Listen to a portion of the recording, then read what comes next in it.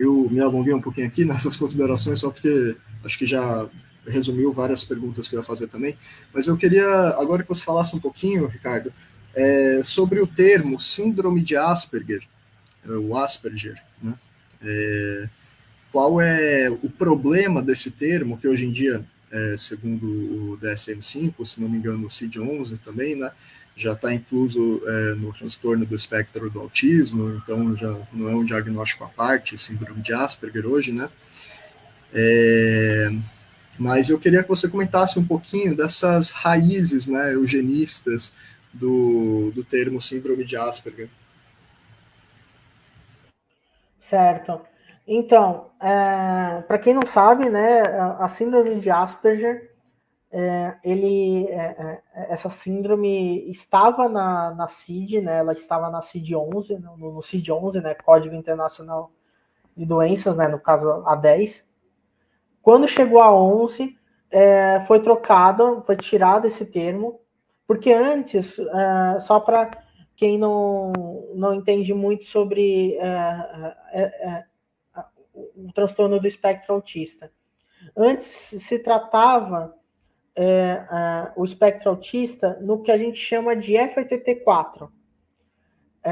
Isso na CID-10. O que era o FATT4? Era uma nomenclatura que era guarda-chuva onde era abarcado várias condições.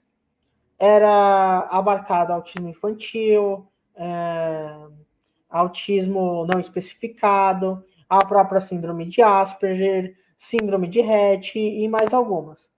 Quando veio a CID-11, essa muito pautada pelo DSM-5, que é o Manual de Diagnósticos Mentais dos Estados Unidos, é um livro médico dos Estados Unidos. Quando chegou esse CID-11, toda essa nomenclatura de FATT4 passou a se chamar de TEA, né? Transtorno do espectro autista. Enquanto no CID-10 era chamado de TGD, ou seja, transtornos globais do desenvolvimento, hoje, oficialmente, no CID-11, é transtorno do espectro autista. Então, tudo foi abarcado no espectro autista. Isso significa que a síndrome de Asperger oficialmente não é mais usada, né? O Brasil ainda está em transição, inclusive, para o CID-11, ainda tem mais um tempo para se adaptar totalmente, mas tem essa questão. E qual é a problemática da síndrome de Asperger especificamente? Há algumas problemáticas, assim, bem sérias. Primeiro, a síndrome de Asperger, ela foi identificada, né?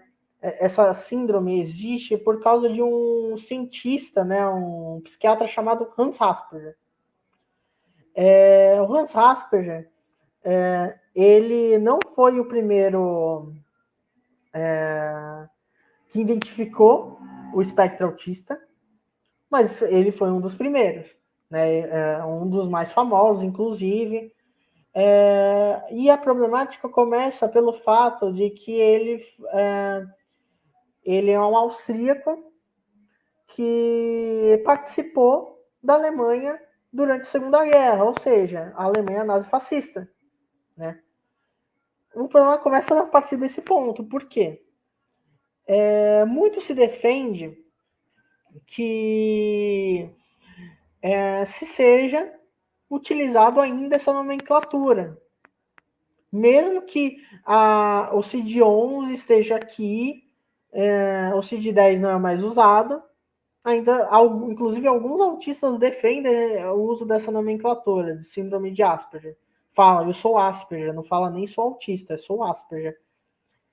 Primeiro, Hans Asperger, né, como eu falei, ele participou do regime nazista, nazifascista alemão, e ele basicamente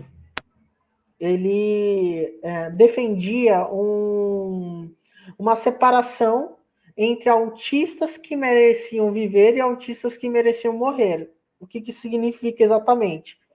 Existiam autistas que ele classificava que tinham Gemut, né? Não sei se essa pronúncia não lembro se essa pronúncia é certa, mas é um termo alemão que significa alma. Esse termo, né, o Gemut, que significa alma, é um termo que inclusive era utilizado pela Igreja Católica para definir pessoas pretas como pessoas que ou tinham almas que precisavam ser salvas pelo cristianismo, catolicismo, ou que sequer tinham alma. Então, né, só dando esse contexto um pouco mais histórico. No caso dessa aplicação desse conceito, né, ele definia, em resumo, quem tinha alma e quem não tinha para o regime nazista, para o Reich, né? Ele falava que quem tinha o Gemut, né, era pessoas autistas que podiam contribuir de alguma forma para o regime. E quem não tinha era basicamente assassinado por meio de eutanásia, principalmente. Então, a partir daí se começou a ter se levantar esse conceito de síndrome de Asperger. E a grande problemática está aí.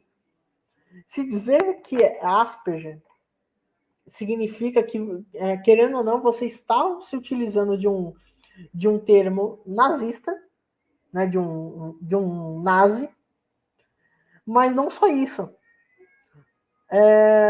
Não só isso. A grande questão também é que muito se defende que Asperger não é autismo, porque ou se defende que Asperger é entre aspas, um autismo de alto funcionamento. Então, o que significa na prática? Que se tenta separar o autista Asperger, ou seja, o autista que não tem, em alguns casos, déficit intelectual, enfim, dos autistas que são hoje que a gente chama de considerados de nível 2 e 3 de suporte, né? São níveis 1, 2 e 3. A síndrome de Asperger seria o que hoje é o nível 1 de suporte. Então há essa tentativa de separação ainda hoje de autistas que se consideram de alguma forma como uma espécie de super-humanos, né? Por vezes até melhores que neurotípicos, né? Ou seja, pessoas que não são autistas, né? Então há essa separação, né? Que a gente chama de supremacismo ASP, né? De pessoas que, por mais que tenha mudado a nomenclatura no modelo biomédico, vale ressaltar, por mais que se tenha esse conhecimento de que Hans Asperger foi um notório nazista, isso é um livro que fala bastante disso, das contribuições do Hans Asperger para o Reich, né, da Alemanha nazista, se chama Crianças de Asperger, né, da Edith Schaeffer. Vocês podem acessar, enfim, dá para achar na internet o livro na íntegra. Mesmo sabendo disso, se considera Asperger, pelos motivos mais absurdos possíveis.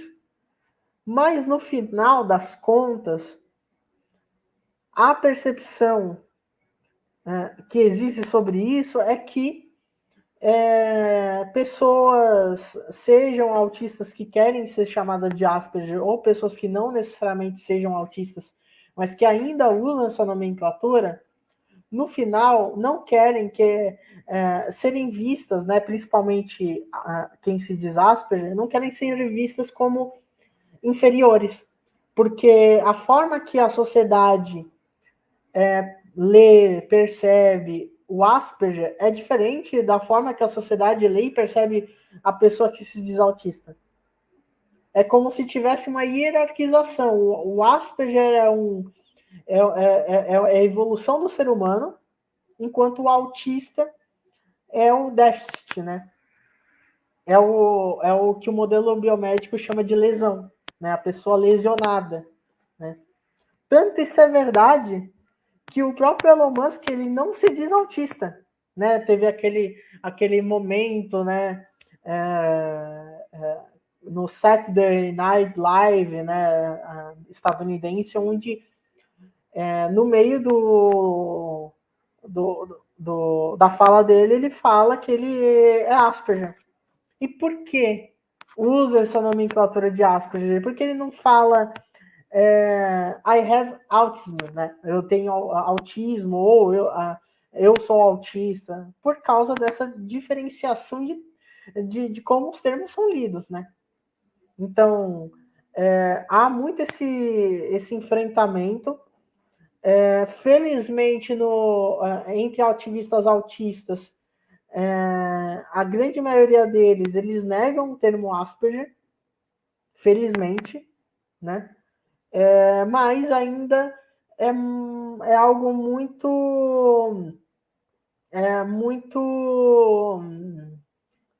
que a gente ainda precisa avançar muito nesse debate de termos, assim, porque na verdade não são só termos, né? São termos que estão em volta de um contexto ideológico, né? Um contexto político. Então, ainda existem muitos autistas, principalmente fora do ativismo, autista que se chamam de Asperger, né? Então, tem toda essa contextualização histórica, né, do Hans Asperger ser um nazista, e que, na verdade, é só um dos pontos históricos de como essa busca, né, pelo corpo perfeito existe, né? Enquanto no espectro autista se nega a palavra autismo, espectro autista, porque é lido como uma deficiência. A síndrome de Asperger, entre aspas, por mais que seja considerada uma deficiência, ela é lida pela sociedade, por algumas pessoas, pelo menos, como pessoas que são mais inteligentes, por vezes são pessoas que têm um QI superior à média das pessoas. Então, entra num debate muito mais profundo sobre eugenia, sobre né, pensamento eugenista, de corpos que valem a pena viver e corpos que não valem a pena viver, né, que aí entra num debate muito maior sobre deficiência, né? Então, em resumo, né, tentar sintetizar as coisas é bem difícil, né, mas em resumo é isso, né? É esse o panorama que a gente tem no momento em relação a esse embate entre síndrome de Asperger e espectro autista, né? Tanto que você, quem está vendo isso agora, percebe que eu não falo transtorno do espectro autista, justamente por causa desse meu enfrentamento simbólico, né, nesse caso, de evitar falar a palavra transtorno, porque transtorno é patologizante, né? Então, são várias questões, né, vários elementos específicos de luta, né? Seja no campo né, da linguagem, ou seja no campo mais de organização, né, política. Muito bom. Só uma pontuação bem rápida antes de ir para a próxima pergunta, para não ficar confuso esse ponto. Especificamente o Hans Asperger, o psiquiatra que a gente comentou aqui, ele não era do partido nazista, mas ele obviamente colaborou com os ideais nazistas, com a eugenia que estava sendo praticada, né? E é aquilo, né? Os conservadores que no fim, o Hindenburg que colocou Hitler no poder, no fim, né? Então, no fim, os nazistas eles chegaram ao poder com uma aliança bem ampla, né? Então, não vou Sim. nem citar como pode acontecer no caso brasileiro, mas só para pontuar, caso alguém aí queira comentar isso, mas só para ficar mais claro. Sim, Ricardo, uma pontuação em relação a esse ponto específico. No caso, o Hans Asperger ele não participava, né, como você falou, do partido, mas, assim como vários outros notórios nazistas, não precisava necessariamente estar filiado ao partido nazifascista de Hitler, né? Então, ele, assim como vários outros, né,